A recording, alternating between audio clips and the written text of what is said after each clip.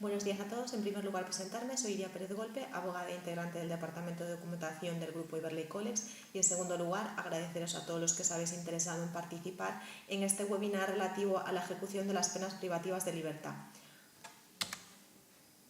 Pues bien, en el mismo afrontaremos temas tan interesantes como son la acumulación de condenas y la libertad condicional. Con respecto a la acumulación de condenas, el artículo 988 de la Ley de Enjuiciamiento Criminal dispone que cuando una sentencia sea firme, con arreglo a lo dispuesto en el artículo 141 de esa ley, lo declarará así el juez o el tribunal que la hubiera dictado. Hecha esta declaración, se procederá a ejecutar la sentencia, aunque el reo esté sometido a otra causa, en cuyo caso se le conducirá, cuando sea necesario, desde el establecimiento penal en que se halle cumpliendo la condena al lugar donde se esté instruyendo la causa pendiente. Cuando el culpable de varias infracciones penales haya sido condenado en distintos procesos por hechos que pudieron ser objeto de uno solo, conforme a lo previsto en el artículo 17 de la ley de referencia, el juez o tribunal que le hubiera dictado la última sentencia, de oficio, a instancia del Ministerio Fiscal o del condenado, procederá a fijar el límite del cumplimiento de las penas impuestas conforme a lo dispuesto en el artículo 76 del Código Penal.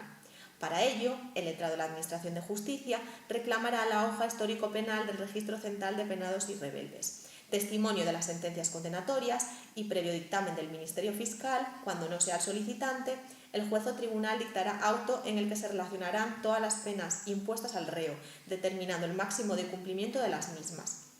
Contra tal auto, pondrá el Ministerio Fiscal y el condenado interponer recurso de casación por infracción de ley. En otras palabras, una vez se declare la firmeza de la sentencia, se procederá a su ejecución aunque el penado se encuentre sometido a otra causa, y en ese supuesto se conducirá al reo, cuando sea necesario, desde el establecimiento penal donde cumpla condena al lugar donde se esté instruyendo la causa pendiente.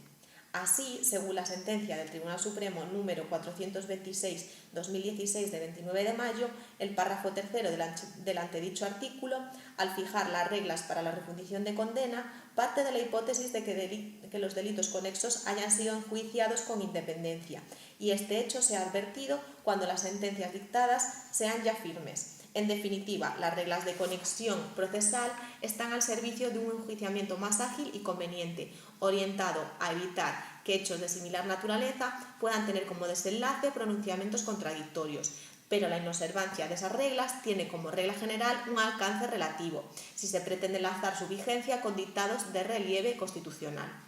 Además, en sentencia número 792/2017 de 11 de diciembre, expone que el juez o tribunal que acordará la referida acumulación será el que hubiese dictado la última sentencia. Ello implica que son acumulables todas las condenas por delitos que no estuviesen ya sentenciados en el momento de la comisión del hecho que ha dado lugar a esta última resolución, con independencia de que tuviesen analogía o relación entre sí, pues todos ellos podrían haber sido enjuiciados en un solo proceso.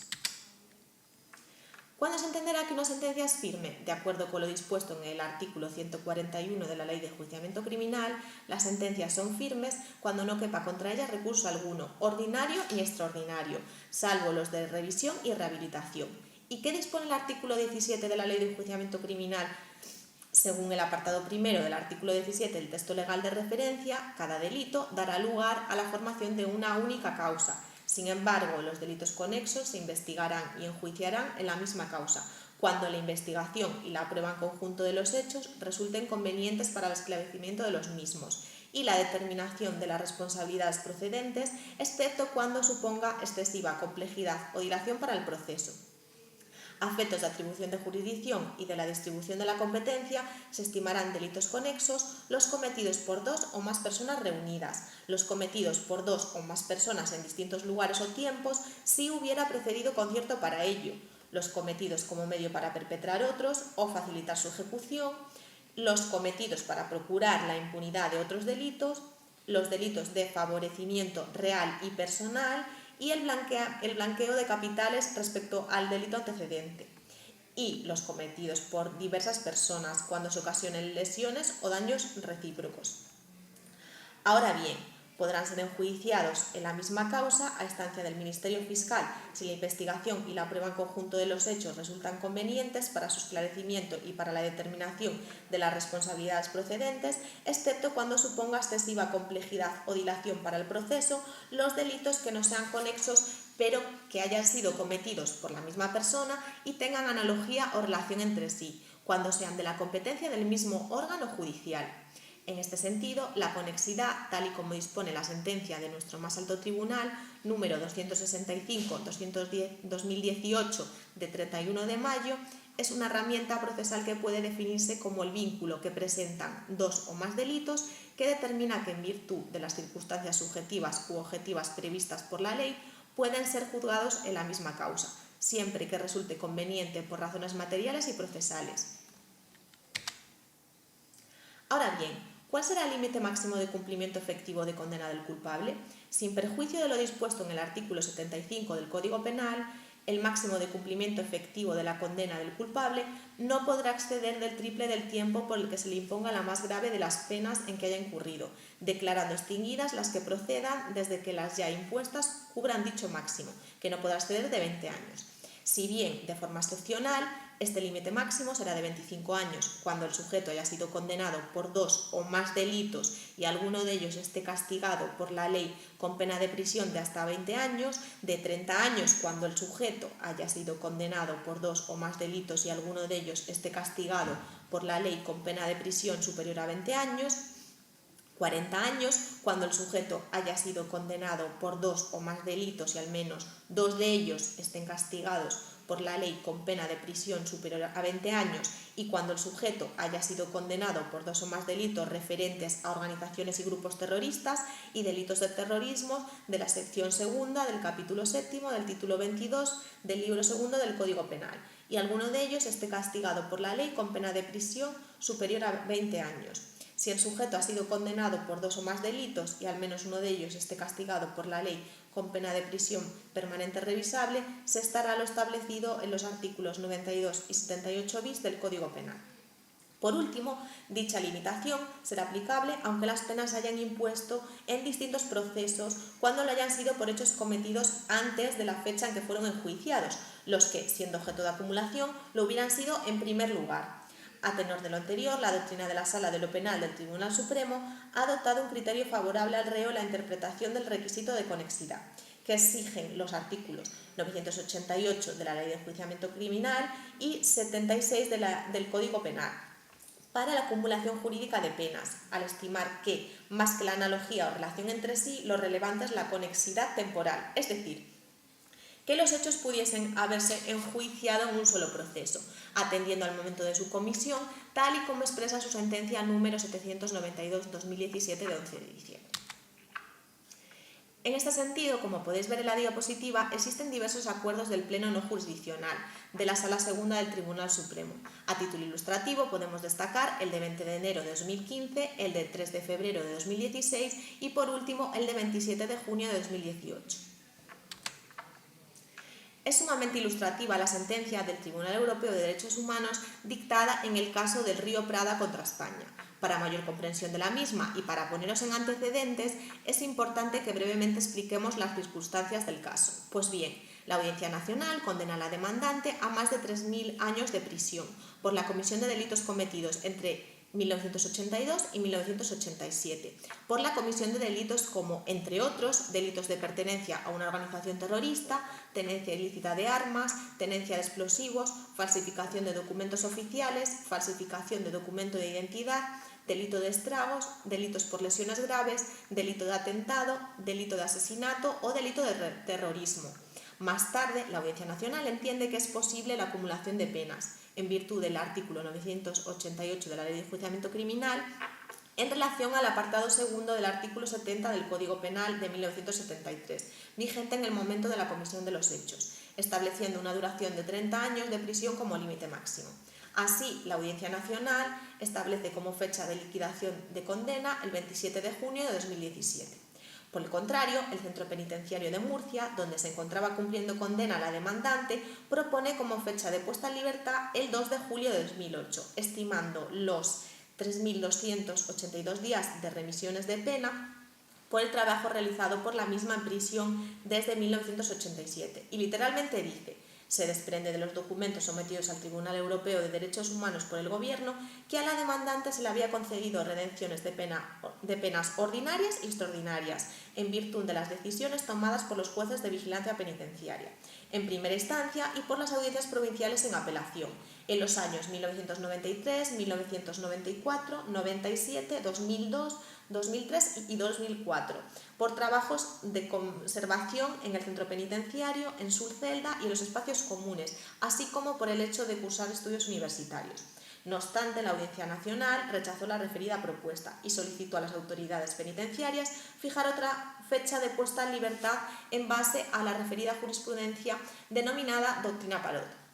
basada en la sentencia del Tribunal Supremo número 197/2006 de 28 de febrero, en virtud de la cual los beneficios penitenciarios y las redenciones de pena ya no se debían computar sobre el límite máximo de 30 años, sino sucesivamente sobre cada una de las penas pronunciadas. Y especificó que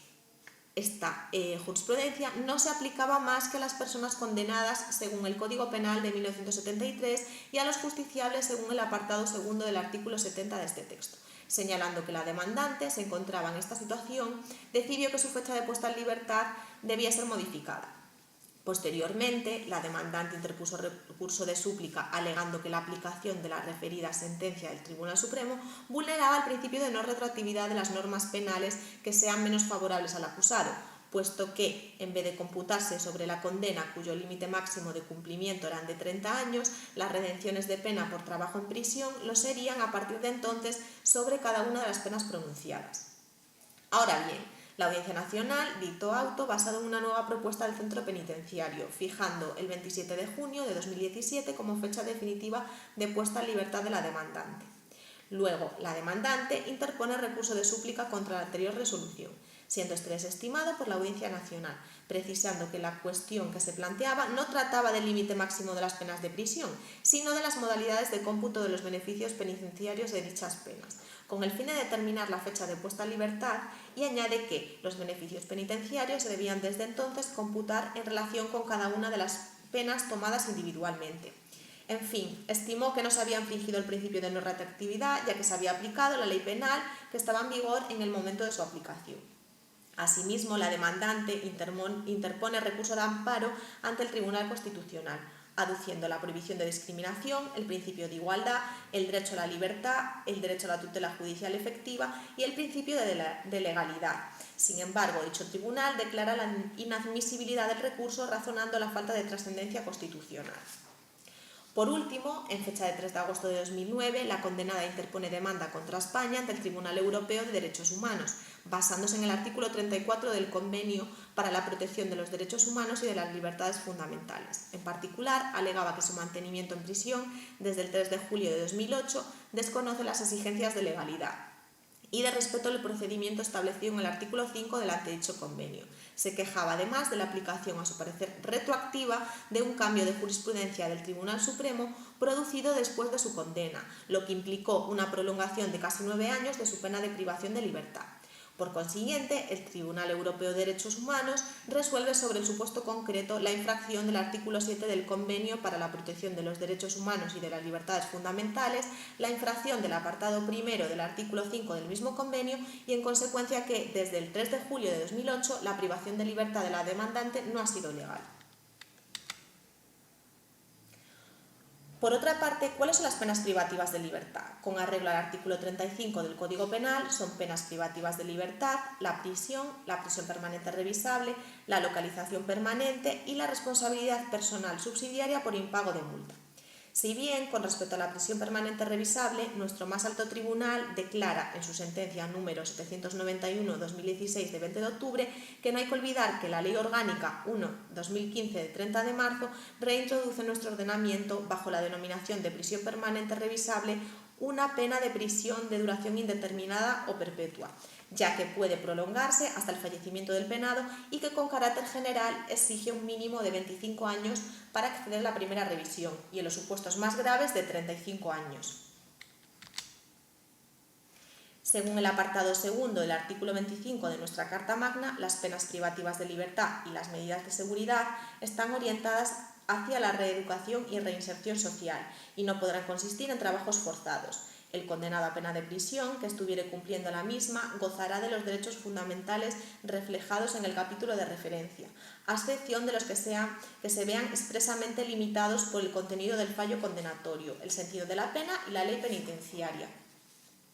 En todo caso, tendrá derecho a un trabajo remunerado y a los beneficios correspondientes de la seguridad social, así como al acceso a la cultura y al desarrollo integral de su personalidad. Además, el apartado primero del artículo 72 de la Ley Orgánica General Penitenciaria dispone que las penas privativas de libertad se ejecutarán según el sistema de individualización científica, separada en grados,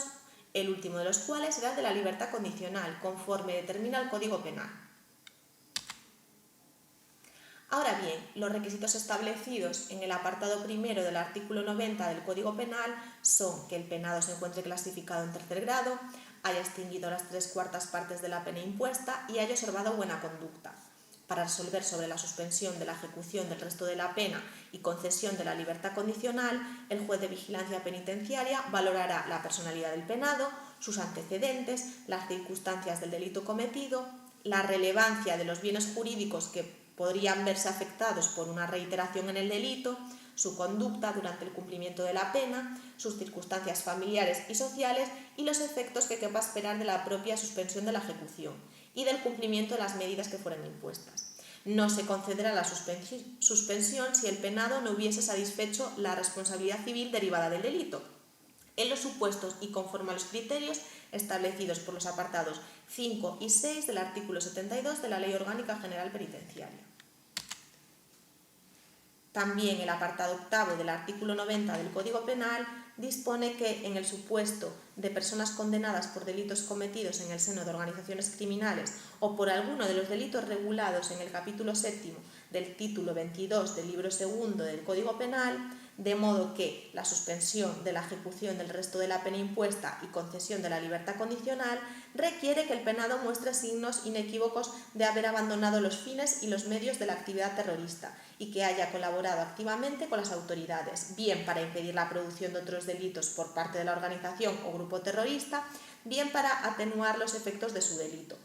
bien para la identificación, captura y procesamiento de responsables de delitos terroristas, para obtener pruebas o para impedir la actuación o el desarrollo de las organizaciones o asociaciones a las que haya pertenecido o con las que haya colaborado, lo que podrá acreditarse mediante una declaración expresa de repudio de sus actividades delictivas y de abandono de la violencia y una petición expresa de perdón a las víctimas de su delito, así como por los informes técnicos que acrediten que el preso está realmente desvinculado de la organización terrorista y del entorno y actividades de asociaciones y colectivos ilegales que la rodean, y su colaboración con las autoridades. No obstante, los apartados 2 y 3 del referido artículo no se aplicarán a las personas condenadas por la comisión de los delitos regulados en el capítulo 7 del título 22 del libro 2 del Código Penal y los delitos cometidos en el seno de las organizaciones criminales.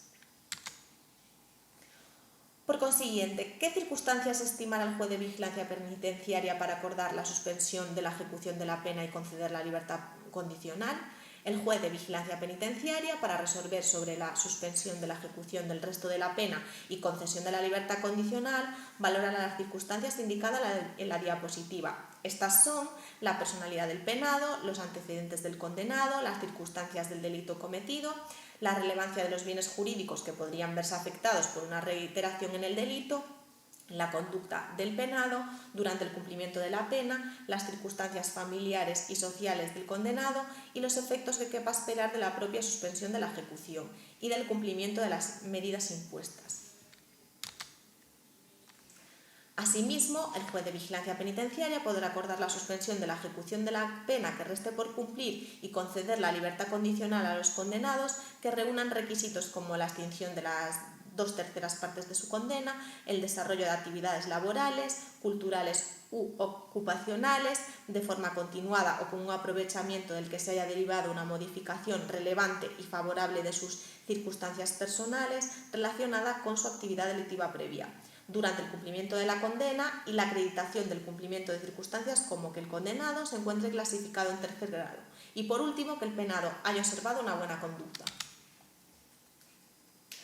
¿Podrá adelantar el juez de vigilancia penitenciaria la concesión de la libertad condicional? El juez de vigilancia penitenciaria, propuesta de instituciones penitenciarias y previo informe del Ministerio Fiscal y de las demás partes, cumplidas las circunstancias de las letras A y C del apartado primero del artículo 90 del Código Penal, es decir, que el penado se encuentre clasificado en tercer grado y haya observado buena conducta. Podrá adelantar la concesión de la libertad condicional una vez extinguida la mitad de la condena, en relación con el plazo previsto en el apartado primero del antedicho artículo, hasta un máximo de 90 días por cada año transcurrido de cumplimiento efectivo de condena. No obstante, dicha medida requerirá que el penado desarrollara de forma continuada actividades laborales, culturales u ocupacionales y acredite la participación efectiva y favorable en programas de reparación a las víctimas o programas de tratamiento o desintoxicación en su caso. De manera excepcional, el juez de vigilancia penitenciaria podrá acordar la explicada suspensión y conceder la libertad condicional a los penados que se encuentren cumpliendo su primera condena de prisión, no supere los 3 años de duración, hayan extinguido la mitad de su condena y acrediten que se encuentren clasificados en tercer grado, hayan observado buena conducta y durante el cumplimiento de su pena hayan desarrollado las citadas actividades laborales, culturales u ocupacionales. Sin embargo, no se aplicará este régimen a los penados por la comisión de un delito contra la libertad e integridad sexuales. ¿Podrá el juez de vigilancia penitenciaria denegar la suspensión de la ejecución del resto de la pena? Sí, el juez de vigilancia penitenciaria podrá denegar la suspensión de la ejecución del resto de la pena cuando el penado hubiera dado información inexacta o insuficiente sobre el paradero de bienes u objetos cuyo decomiso hubiera sido acordado, no de cumplimiento conforme a su capacidad al compromiso de pago de las responsabilidades civiles a que se hubiera sido condenado y facilite información inexacta o insuficiente sobre su patrimonio, incumpliendo la obligación impuesta en el artículo 589 de la Ley de Enjuiciamiento Civil. Asimismo, en el caso de delitos regulados en el título 19 del libro segundo del Código Penal, es decir, delitos contra la administración pública, podrá denegar la antedicha suspensión cuando el penado hubiera eludido el cumplimiento de las responsabilidades pecuniarias o la reparación del daño económico causado a la administración a que se le condenara.